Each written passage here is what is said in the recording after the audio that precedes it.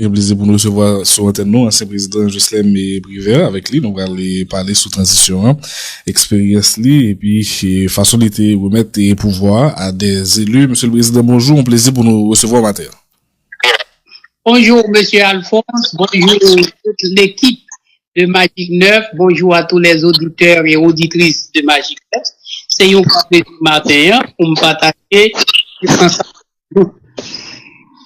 Bien content, nous bien content, monsieur le président, ou c'est un fonctionnaire de carrière, ou des travail dans l'État, vous occupez de votre fonction, ou sénateur de la République, président de la commission économie et finances, ou t'es dirigé un pays pendant une période de transition, 14 février 2016, 7 février 2017 et quelque part. C'est au nom de cette expérience de la transition que nous avons initiée avec vous, une série de conversations que nous avons qui ont une certaine expérience par rapport à la transition actuelle, en façon pour nous chercher les leçons apprises et à comment avancer avec un minimum de clarté, de lucidité et compte tenu. D'abord, l'heure de transition, ça veut dire qui disposition constitutionnelle qui encadre la transition, comment la constitution web processus là défini après amendement constitution 86. Chaque fois que nous parlons de transition, ce qui veut dire, ça sous-entend qu'il y a eu rupture de l'ordre constitutionnel que nous devons prendre à certains moments que nous pas prendre. Il arrive à un certain moment, monde qui était dans tête l'État pour une raison ou pour l'autre, l'objectif du pouvoir. Et à ce moment-là, il faut un mécanisme qui peut permettre deux cas, 91-94, il y a eu renversement du président Aristide et un vide, une vacance au niveau de la présidence a été créée. Et cette vacance devrait être comblée. Et en 2016, le président Martelly est arrivé au terme de son mandat, il n'y avait pas de successeur élu. Il y a une vacance au niveau de l'exécutif. Donc, il fallait combler. La transition a comme essence d'assurer le plus rapidement possible cet indispensable retour à la normalité constitutionnelle. Quels sont les articles de la Constitution qui gèrent cette situation? En pile monde pense que ou pas doit gagner vacances au niveau de la présidence.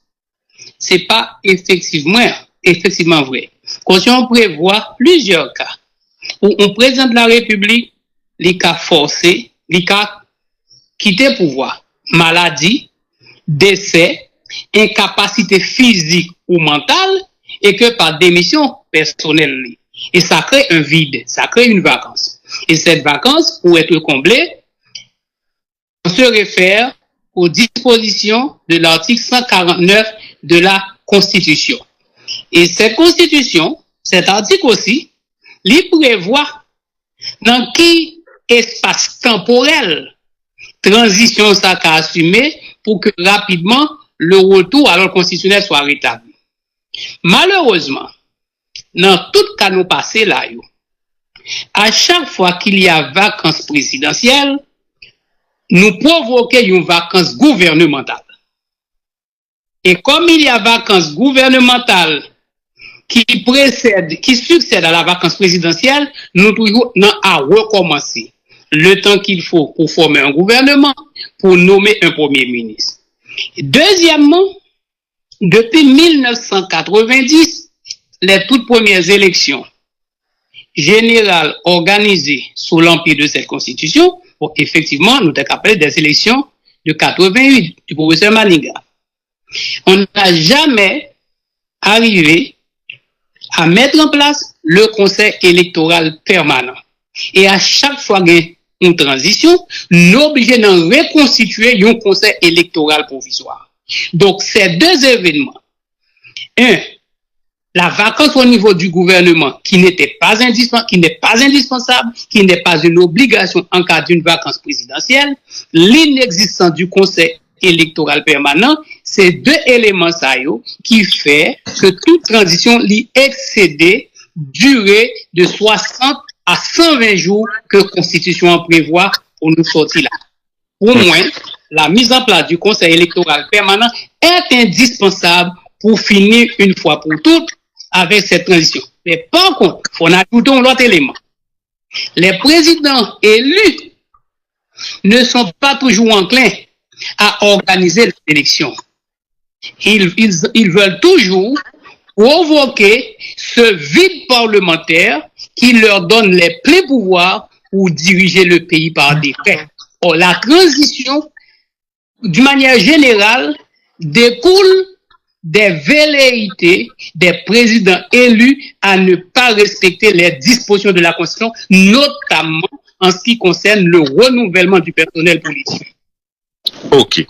Moi, je comprends là, clairement qu'on défaillance dans les institutions qui doivent permanent, une culture démocratique et républicaine qui fait que toujours on quête, et pour la quête du pouvoir, probablement, on aventure politique qui toujours après que quelque part, ça mettez-nous dans certaines stabilité. Maintenant, au 14 février ou 2016, où il y avait président provisoire au terme d'une élection indirecte, c'est parlementaire voté au dépend de M. Leblanc, et où réaliser élection avec l'argent de l'État et ses adversaires politiques, ou monsieur Moïse, ou du moins, on ne dit pas issu, en disant comme ça, de la même famille politique que au même qui arrivait à la présidence.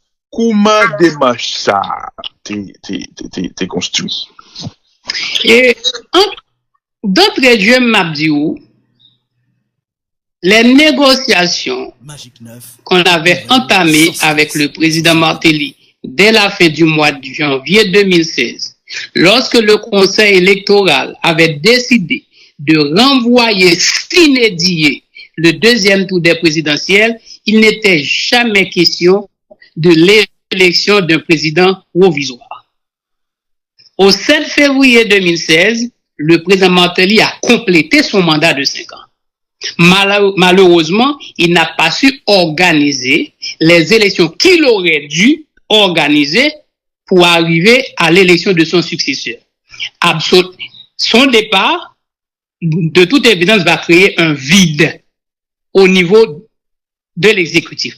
Deuxièmement, le gouvernement qu'il avait appointé, dirigé par M. Evans Paul, n'avait pas été ratifié par le Parlement. Donc, ce qui veut dire, au bon vide au niveau de la présidence, ou bien un gouvernement qui est dépourvu de toute légitimité constitutionnelle. Donc, quelle était la démarche? Il fallait encourager le président Martelly à entamer des discussions, des négociations avec les acteurs politiques et les blocs politiques représentés au Parlement pour nommer un nouveau Premier ministre. Ce nouveau Premier ministre allait former un nouveau gouvernement et c'est ce nouveau gouvernement qui allait gérer la vacance au terme de l'article 149 de la version amendée de la Constitution. C'était ça la. Mais le président Martelly, qui n'a jamais abandonné ses velléités de rester au pouvoir jusqu'au 14 mai, a tout fait pour ne pas aboutir à cet accord. Et en fin de compte, l'évidence du 7 février arrive et le 5 février, comment gérer ce vide au niveau de la présidence? Le Parlement était rendu fonctionnel dès le mois de janvier 2016. À ce moment-là, au terme de l'article 149, qui prévoit cette forme de combler une vacance au niveau de la présidence, et les termes de l'article 98.3 de la Constitution alinéa 8, qui prévoit l'élection par l'Assemblée nationale d'un président provisoire, on a abouti à l'accord du 5 février 2016. Et c'est cet accord du 5 février 2016 qui renvoie à l'Assemblée nationale pour élire un président provisoire. Mais la démarche initiale n'était pas d'élire un président, c'était surtout de former un nouveau gouvernement qui allait gérer la transition au terme de l'article 149 de la Constitution.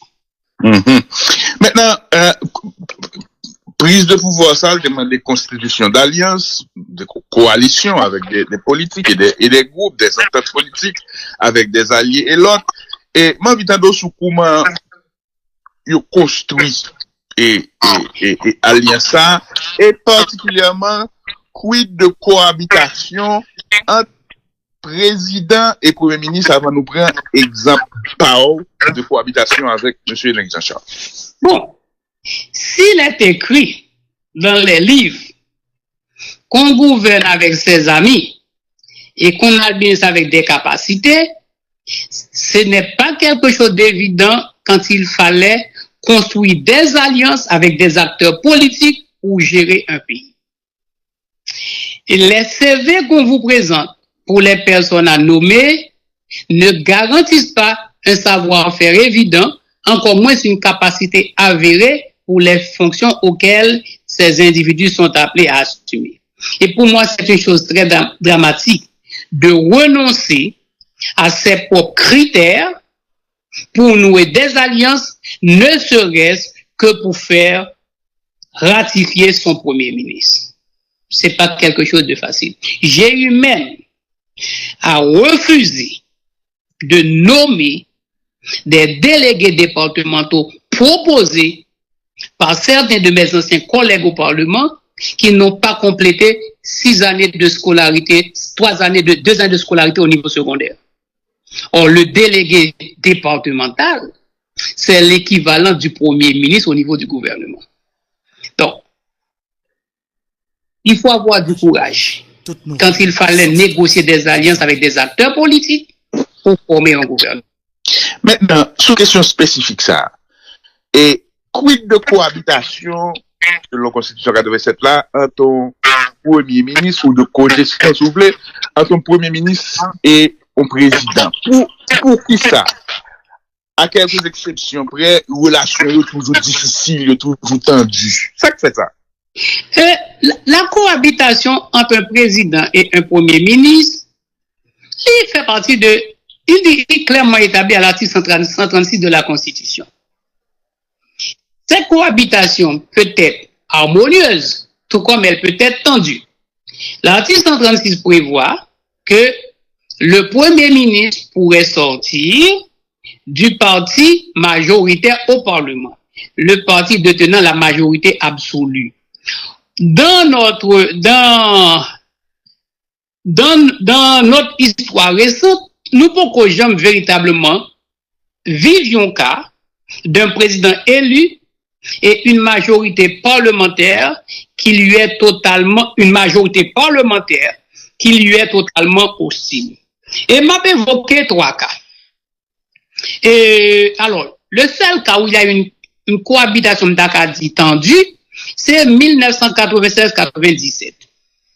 Les élections de 95 avaient porté au pouvoir la plateforme politique La Valace Botabla. Ou rappelons Espoc ça. Plateforme politique La Valace Botabla. René Préval a été élu président. La plateforme Botabla a remporté une majorité au Parlement. Une fois les élus investis dans leurs fonctions, le parti politique, Organisation du peuple en ligne, alors, organisation politique Lavalas, je reprends le mot, l'organisation politique Lavalas réclame la majorité. Comme il réclame la majorité, il lui revient la nomination du premier ministre. C'est ainsi que M. Ronnie Smart a été effectivement nommé premier ministre. Et c'est le seul cas de cohabitation difficile, je dirais tendue, entre un premier ministre et un président. Les autres cohabitations, que ce soit 2001-2004, il n'y a pas eu de cohabitation difficile. Le parti Famille Lavalas détenait une majorité au Parlement.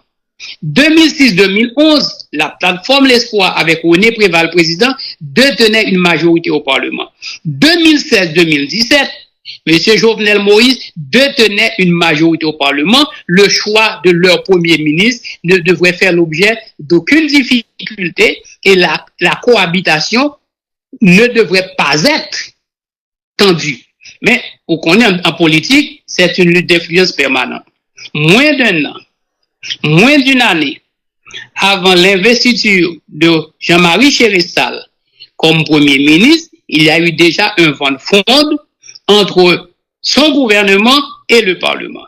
Il a été interpellé et a été forcé de présenter sa démission.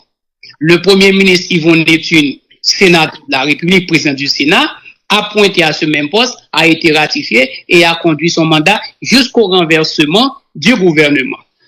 Donc, il n'y a pas eu vraiment de cohabitation difficile. Dans un autre cas, il est possible aussi, en l'absence d'une majorité au Parlement, que le président choisit le Premier ministre en consultation avec les présidents des deux chambres. Mais là encore, le président consulte les deux chambres et leur propose la personnalité qu'il souhaite nommer Premier ministre et les deux chambres lui renseignent sur les chances de ce Premier ministre d'être ratifié par les deux branches du Parlement. Le Parlement. Maintenant, nous faisons partie de ça, très pédagogique pour nous garder l'histoire et comprendre ce concept l'avait dit. Maintenant, à nous garder l'actuelle mise en place de conseil présidentiel et du président. Circonstances politiques, yo pas même, de toute évidence. Circonstances institutionnelles, yo pas même. Et nos situations pratiquement là, et de vide institutionnel par rapport à une série d'institutions, notamment le pouvoir législatif. Et nos situations sécuritaires qui est exceptionnelle par rapport à ça, pendant au moins 3 ou 4 décennies dans le pays. Et je dis qu'il y a des difficultés. Et clairement, est-ce que vous pensez que transition ça a réussi avec cette formule que le gain là avec le conseil présidentiel de 9 membres et au premier ministre? Moi-même, moi, toujours répété, pas de rien qui justifiait que les acteurs politiques se sont entendus sur cette formule qui n'est prévue dans aucun article de la Constitution. Cette forme de gouvernance collégiale avec 9 conseillers présidentiels et un premier ministre. Par contre, moi dis, même genre que le conseil des ministres présidé par le premier ministre Ariel Henry et qu'a nommé un conseil présidentiel de 7 ou 9 personnes, il aurait pu aussi nommer un conseil des ministres. L'article 149 reconnaît au conseil des ministres présidé par le premier ministre les attributs de l'exécutif. Le conseil des ministres, sous la présence du premier ministre, exerce le pouvoir exécutif. Donc, il exerce tous les attributs de l'exécutif. Autant que l'exécutif peut nommer un premier ministre, le conseil des ministres, au lieu de nommer un conseil de gouvernement, il aurait tout aussi bien nommé un premier ministre qui se chargerait de former un nouveau gouvernement. Maintenant, ça fait déjà 8 mois que cette formule est devenue une réalité vivante. C'est le moment pour les membres de cette formule de cesser leur chicanerie inutile et aborder les vrais défis de la société.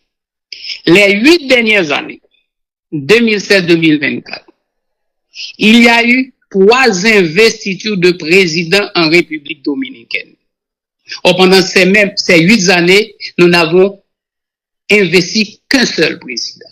Comment, avec une telle instabilité, les 3 présidents de la République dominicaine, ils ont procédé à l'investiture, à 3 investitures en l'espace de 8 ans. Or, nous-mêmes, pendant cette même période, nous n'avons pas investiture à un seul président. Ça veut dire, renouvellement personnel, politique, là, qui fait partie même de la dynamique démocratique que nous avons choisi, nous pas décidé de respecter. Et comment, avec une telle instabilité au plus haut sommet de l'État, nous avons garanti le bien-être de nos concitoyens quand notre seule ambition, c'est la lutte pour le pouvoir à travers une transition indéfinie. Il faut en toute urgence que cesse cette transition défis de la société puissent être abordés par une autorité légitime, librement choisie par le peuple à travers des élections honnêtes, démocratiques et crédibles. Donc, il est temps de cesser cette position et d'organiser les élections, si j'ai bien compris. L'objectif fondamental de toute transition, c'est le retour à l'ordre constitutionnel par l'organisation d'élections. Maintenant, là, mon cap gardé l'État qui gagne un milliage, c'est par coup de correspondance que des différends sont abordés et des suites dans la presse. C'est clair qu'il y a une lutte pour le pouvoir là et de querelles politiques entre M. Voltaire et M. Kony. Qui regarde ou porter sous conflit ça au plus haut niveau de l'État, M. River? On me dit que les relations entre les deux chefs de l'exécutif, à savoir le Premier ministre et le Président, ne devraient pas faire l'objet de tant de conflits inutiles. Les responsabilités de chacun des têtes de l'exécutif, chef de l'État et chef du gouvernement, sont clairement fixées par des dispositions de la Constitution. Mais ça, nous avons souhaité que tout le monde rappelle. Constitution 87 là, les fait président entrer en campagne pour solliciter le support de la population, le vote de la population. Il fait des promesses, il prend des engagements. Malheureusement, il n'est pas habilité, à travers cette constitution, à mettre en œuvre lui-même ses décisions et la politique gouvernementale de la nation. C'est lui qui a dans l'élection, c'est lui qui fait campagne, c'est lui qui fait promesse, c'est lui qui fait engagement, mais pour implémenter engagement lui, pour le mettre en œuvre, il lui faut un gouvernement. Et le gouvernement, c'est pas lui qui le gère. Donc, il se trouve que premier ministre qui peut mettre en œuvre politique publique, c'est le président qui le nomme. Et c'est d'ailleurs, et peut-être la seule décision que le président prend de sa propre signature. Donc, il ne devrait pas y avoir de conflit entre un président et le premier ministre qu'il a nommé. Et il n'y a pas non plus de subordination du premier ministre par rapport au gouvernement. Ça doit être clair pour tout le monde. Les premiers ministres ne sont pas des subordonnés du président de la République. Ce sont les deux têtes de l'exécutif. Même quand un premier ministre aurait déclaré qu'il rentre dans le bureau président avec l'idée pas, il sortit avec l'idée pas président, malheureusement, ça n'implique pas une subordination du premier ministre au président et encore faire du président le supérieur hiérarchique du premier ministre. Donc, pour moi-même, ça qui manquait entre les deux têtes de l'exécutif chamaille, c'est un minimum de sagesse et d'humilité. Un minimum de sagesse et d'humilité pour comprendre que les intérêts supérieurs de la nation doivent transcender sur les petites querelles de chapelle. Et m'a dit aux deux bagages. Les ministres des Affaires étrangères, de l'économie des finances, de la justice, de l'intérieur, les délégués départementaux, les directeurs généraux de la CGI, AGD, PNH, mais ouais, difficilement un premier ministre qui a empêché un président entretenir des relations directes avec eux. Et m'bral plus loin. Nous sommes directeur général de la DGI. Le président de la République me demande chaque après-midi de lui communiquer le montant des recettes perçues au cours de la journée à travers un fax. Vous pensez que m'a tellement senti moi proche président et puis m'pas communiquer premier ministre l'information, m'pas communiquer ministre qui sous tellement d'informations. Deuxièmement, nous sommes ministre intérieur. Mes représentants au niveau des 10 départements géographiques du pays, ce sont les délégués de département. Je descends dans le bureau, et une machine, toutes déléguées à la cour du Palais national. Ils ont été convoqués et sont en réunion avec le président de la République. Mais les autres sont en réunion. Ils n'ont pas vu dire ça, président dit. Ils n'ont pas vu dire qui instruction recevoir. Ou pensez que Mkadio m'a fâché avec le président parce que il a reçu les délégués en mon absence. Président de la République. Je peux, en toute liberté, appeler un ministre, demander à le rencontrer et il a l'obligation de venir me rencontrer. Quitte à lui d'informer le Premier ministre que je l'avais invité à me rencontrer, mais qui instruction que m'bali et que instruction la rapport Premier ministre l'a exécuté. Donc, nous sommes en réunion avec le Premier ministre Yvon Neptune. Le président m'appelle, Monsieur le Premier ministre, je m'excuse, le président vient de m'appeler, il demande à me rencontrer immédiatement. Je laisse la réunion avec le PM, je vais rencontrer le président. PM, non, je dis que le fait plus comme chef, président moi, il me dit, non, j'informe mon Premier ministre et je me déplace pour aller rencontrer le président. Sans stress, sous 100%. Clairement, si j'ai bien compris, on parlait de humilité, sagesse, mais là, si j'ai bien compris aussi, et une question de sens de l'État qui serait à l'origine de ce conflit, parce que clairement, à vous écouter, il y a une tradition et il y a des dispositions constitutionnelles et légales qui établissent la séparation des zones, les prérogatives de chacun, si j'ai bien compris. Mais le président de la République, l'article 146, il assure le bon fonctionnement des institutions. Ça inclut aussi le gouvernement. C'est de la responsabilité du président d'assurer le bon fonctionnement des institutions. Même quand le Premier ministre conduit la politique gouvernementale, mais c'est au président que revient la responsabilité d'assurer leur bon fonctionnement. Comment empêcher au président d'avoir accès directement à se charger de la mise en œuvre de ses engagements électoraux? Maintenant, là, nous parlons d'un schéma d'élection, nous avons une gouvernance et une présidence spéciale. Maintenant, il y a des gens qui ont observé, qui ont regardé, qui considèrent que l'inculpation de 3 conseillers présidentiels qui appartiennent au corps tel le CPT fragilise le CPT. Et si vous aviez à gérer ça, quel aurait été votre comportement par rapport à cette situation, M. le Président? Et là, c'est un petit peu compliqué. Moi, je dis déjà que cette formule, je ne vais pas côté au joint. À partir du moment où nous acceptons comme formule, nous signons un accord sous lui, on reconnaît à ces messieurs la jouissance des prérogatives qui leur sont données. Je ne vois pas comment, mais ça n'inclut pas que les faits qui leur sont reprochés, s'il y a des faits, ne relèvent pas des attributions du président. Parce que le président de la République a privilège de juridiction, je répète, le président de la République jouit du privilège de juridiction pour les crimes et délits commis dans l'exercice de ses fonctions.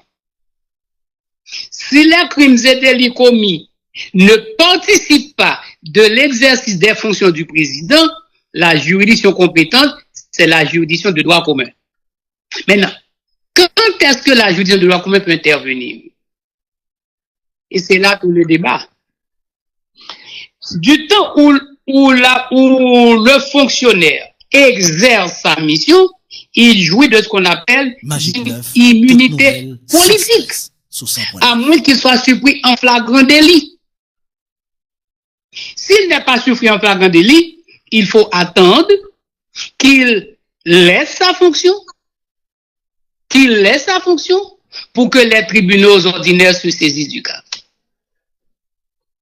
Maintenant, je dis, et gain de prise de parole de la part de secteur qui voit représenter, qui veut retirer confiance fort, soit inculper ou retirer dans CEPA pour ne pas hypothéquer la transition. Ou faire des considérations juridiques, constitutionnelles et au plan politique. Et est-ce que d'après vous ou pas, présence M. Sao fragiliser cette transition? Même pas dire au plan politique, mais au plan moral. Ou quand le proverbe là, la femme de César ne doit jamais être soupçonnée. Des membres d'un conseil présidentiel qui gèrent les intérêts de la République devraient être des irréprochables. Maintenant, clairement, est-ce qu'aujourd'hui, par rapport à la situation, ça, c'est des gens qui, comme Timbadou, Tadoué, font un geste de se mettre en retrait et permettre au secteur et d'intervenir et au Premier ministre et M. Voltaire, le président CPTA, n'a dit essayer de redresser les relations pour enlever plus ou moins ce grève d'hypothèque qu'il y a sur la réussite de la transition qui inquiète de plus en plus aujourd'hui. Pour être honnête avec toi, moi pas intéressé à ce que dit l'accord du 3 avril. Ça qui intéresse, c'est la Constitution. Et me dit, au niveau moral, il y a un problème. Mais le départ de ces messieurs va ouvrir la voie à quoi? Et le risque de chambouler la transition est aussi visible. Or, comment est après 4 ans, on s'achemine vers 4 ans d'une transition, finalement, que nous prenons des décision pour nous dire, on mettait fin à la transition ça à travers des élections. Or, toute initiative n'a pas. Si l'objectif, c'est d'assurer le lancement du processus électoral, très bien. Mais s'il s'agit, pour certains, d'asseoir leur pouvoir, d'être les seuls 5 ans, il était organisé une seule élection en 2015 que pas même conduit à terme. Alors que pendant son mandat, il devrait en organiser 3. Le président Moïse est resté 4 ans au pouvoir. Il n'a organisé aucune compétition électorale, alors qu'il aurait dû en organiser 3. Monsieur Ariel Henry, la toute première fois que me rencontré, c'était le 19 juillet 2021. 3 jours avant la fin de son premier gouvernement, me dit Premier ministre, vous êtes là pour une durée entre 12 et 18 mois. Il faut rapidement lancer le processus électoral. Le 2 janvier 2024, il me rend visite. Il dit Premier ministre, pas quitter mois de janvier à passer son pas formé conseil électoral là. Après 30 mois à la tête de l'exécutif, il y a urgence que soit amorcé le processus de la fin de cette transition. Or, que ce soit avec M. Martelly, je dirais même, avec le président Aristide 2001-2004, Michel Martelly, 2011-2016, Jovenel Moïse, 2017-2021, et Ariel Henry, les acteurs politiques, ils ont mené toute forme de bataille, toute forme de guerre, pays loc, manifestation, grève, pour forcer le gouvernement, pour provoquer les départs de ces présidents. Mais jamais sur la question électorale. Depuis 8 mois, pendant 3 ans, Premier Ariel là, où t'es jeunes tant d'acteurs pour parler de élections. Pendant 8 mois que sont passés là, les acteurs politiques, est-ce qu'ils ont parlé d'élections?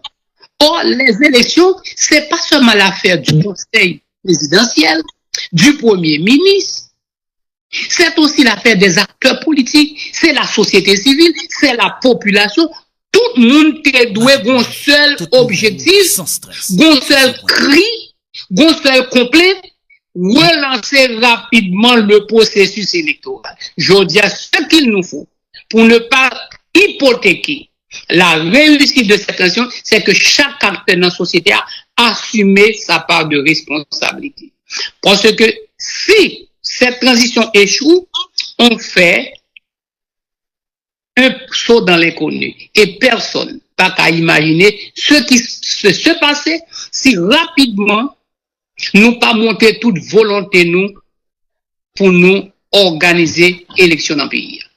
Que c'est dans interview sur Magic 9 ou bien dans des conversations en background avec vous pour essayer de comprendre des réalités, on te dit nous que si nous allons dans le but constitutionnel là, nous allons aventurer qui est dedans, jouer pour le pays. Et ou pas seulement dit qu'on dit ça, d'autres politiques nous vont parler publiquement qu'on dit nous faire aventure là, nous quelque part ouais ça nous paye comme prix pendant les derniers mois ça yo. Et là on se bat des mots qui semblaient pour moi des mises en garde très claires par rapport à sa capacité à plus douloureux que ça privé nous déjà. Là nous avons une hypothèse. Maintenant si M. Privert qui se dit là que une conversation avec M. Henry, qui est un président que nous sollicitons dans cette conversation ce matin là, t'as gagné pour lui parler avec M. Kony, t'as gagné pour lui parler avec M. Voltaire, en considérant que il y a cette situation de conflit au niveau de l'exécutif, en considérant qu'il y a une situation de guérilla urbaine, de violence terrible et absolue contre la population, des milliers de morts et des centaines de milliers de déplacés, une douleur terrible dans les communautés qui victimes de massacres, économie écrasée, et il y a des gens qui sont des chefs de gang ou, si vous voulez, des leaders de guérilla, et Marie-Poune d'accord sur l'appellation tout à l'heure, là qui préconise la prise du pouvoir par la force. Et leur tableau ça devant M. Privert. Et quels sont les augures pour l'avenir, premièrement, et deuxièmement, si vous arrivez pour parler directement à M. Henry, à part à M. Voltaire et à M. Kony, qui sont à dire?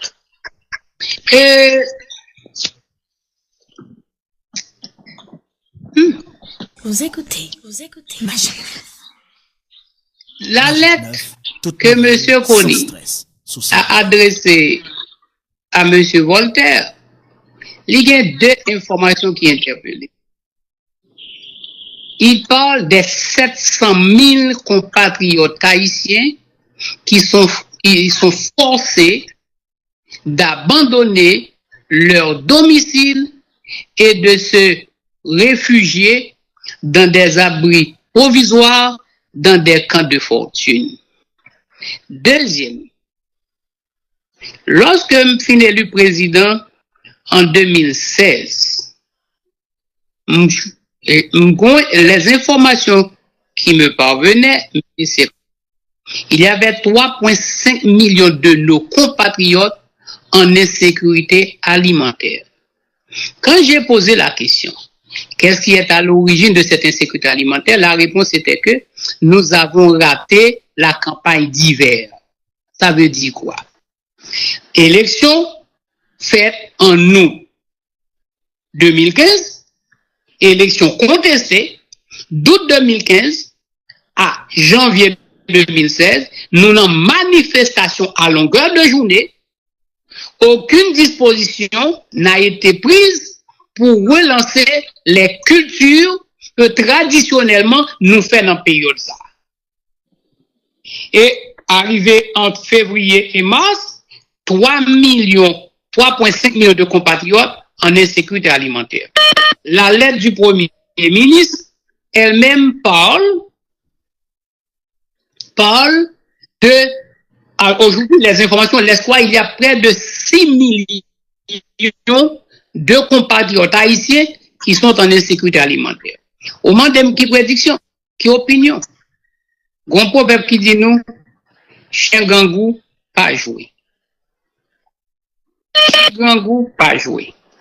Je crois qu'il y a urgence à ce que les autorités politiques comprennent l'urgence de mettre fin à cette crise politique qui ravage le pays depuis tantôt 5 longues années et que le pays retrouve sa stabilité et que des investissements puissent commencer à être implémentés dans le pays pour offrir à nos compatriotes de meilleures conditions d'existence. Que diriez-vous, pardonnez-moi que m'inciter sur ça, que diriez-vous au regard de la performance et de la conduite et du conflit de M. Kony avec M. Voltaire. Que diriez-vous à M. Kony? Que diriez-vous à M. Voltaire? Monsieur, faites preuve d'humilité et de sagesse pour comprendre l'éminente dignité de la fonction que vous occupez aujourd'hui. C'est l'intérêt de 12 millions d'êtres humains qui sont en jeu. Ils ne peuvent pas faire les frais de vos querelles inutiles. Je dis à gagner, regard qui posait ces deux dernières questions avant de nous remercier pour conversation. Ça, qui regard et au côté ancien ministre de l'Intérieur et sous situation de sécurité à gagner, observation claire que activité criminelle que nous avons regardé là, il n'y a pas relevé uniquement du droit commun et gagner des mots, notamment le Premier ministre qui utilise les éléments de la guerre, ça, il a évoqué une situation de guérilla urbaine et gagner des revendications clairement politiques exprimées et assumées par des chefs de gang pour renverser par la violence l'ordre établi. Et d'après vous, comment même vous avez qualifié ça dans le livre là? Qui réponse qui adaptée? Et je dis à une nouvelle réalité politique, c'est la question de monsieur Trump au pouvoir, il a installé le 20 janvier. Et qui ça que t'as le devoir de maison nous au niveau diplomatique et sécuritaire? Précaution du Premier ministre Ariel Henry et que nous avons dit là, c'est justement pour éviter cette situation que l'on a aujourd'hui. Parce que l'absence d'opportunité, l'absence d'espoir, l'absence de rêve au niveau des couches les plus défavorisées de la société, et je dis, qui s'est agrandi avec les milliers de personnes dépossédées, les milliers de biens détruits, les centaines de milliers de personnes appauvries, qui crée une situation au bord de la révolte. Et ça ne fait que créer des candidats disposés à rejoindre les groupes armés. Donc, il faut rapidement mesurer toute l'ampleur de cette situation. Mais par contre, cette situation me dit que les préoccupante et c'est une population qui est prise en otage. Voilà déjà 4 ans. Comment sortir de cette situation? Vous parlez de guérilla urbaine. Vous parlez moins de comment le faire au niveau national. Depuis des années, grand pile rumeur articulé concernant l'infiltration des plus hauts responsables de nos forces de sécurité en collusion avec les bandits armés. Cette semaine, la police a arrêté un agent d'une unité spécialisée de la PNH avec 3000 cartouches dans la machine. Ça devrait nous interpeller quant à la capacité, même la disposition de nos agents policiers à affronter véritablement les gangs armés. S'il s'agit de la communauté internationale, m'a rappelé qu'au lendemain du 29 février 2004, avant même que les Nations Unies avaient décidé de l'envoi d'une force de maintien de la paix en Haïti, la MINUSTA, il y a des contingents de 4 armées venant de 4 pays différents qui étaient déjà présents sur le territoire. La force multinationale intérimaire composée des armées françaises, canadiennes, américaines et chiliennes. Alors que la situation aujourd'hui est de loin plus dramatique que celle qu'on a eue en 2000. Et pourtant, la réaction de nos amis de la communauté nationale est bien différente. C'est pour moi le moment pour les Haïtiens de comprendre que la gestion du pays, la transformation de ce pays est de leur seule et unique responsabilité. On peut toujours avoir accès à l'assistance internationale, mais la décision nous revient. La décision de construire notre pays, de la transformer et de permettre à nos concitoyens de vivre décemment j'aimerais dire, de vivre tant qu'au monde, c'est pas à nos amis de la communauté nationale qu'il faut s'attendre. C'est à nous de nous serrer les coudes et travailler pour le bien-être de nos concitoyens, comme l'exige la Constitution. Moi comprenons, en dernière question en 30 secondes. Et M. Trump va être investi le 20 janvier au niveau diplomatique. Et comme Haïti a repositionné, nous avons un moment là de grande tension, en tout cas, des mois après une année là maintenant de grande tension avec la République dominicaine. Et ces deux dossiers-là, comment, selon vous, les aborder au plan de la politique étrangère d'Haïti? Moi toujours répéter cette phrase du professeur Grégoire Eugène. Toute nouvelle. On peut tout faire pour Haïti sauf changer sa géographie. Haïti a une frontière commune avec la République dominicaine. Les États-Unis sont à 1 heure de temps et demi d'Haïti et est le premier partenaire d'Haïti. Comment Haïti doit pouvoir définir ses relations avec ces deux pays? Il nous faut une nouvelle dynamique dans nos relations avec ces deux pays. Une dynamique empreinte de respect, mais aussi d'avoir des gens disposant de la capacité à bien mener la diplomatie haïtienne. Merci un peu pour la conversation. Ça, je nous dis là, c'est première non série. On a parlé avec d'autres monde qui ont fait des expériences de gestion de pouvoir pendant la transition pour nous garder qui ça va apprendre comme leçon et qui ça va partager en façon pour que nous alimenter la conversation nationale là sur ce sujet en soulignant les risques qui sous tête là que ça déraille et gravité ça a gagné pour la population qui déjà et dans une situation extrêmement difficile donc pour éviter que mon d'acadien mon créole c'est sous clou. Passons un bon week-end et une bonne journée monsieur le président. Merci parce que vous êtes. Merci cher ami, tout le plaisir ami. Bye bye.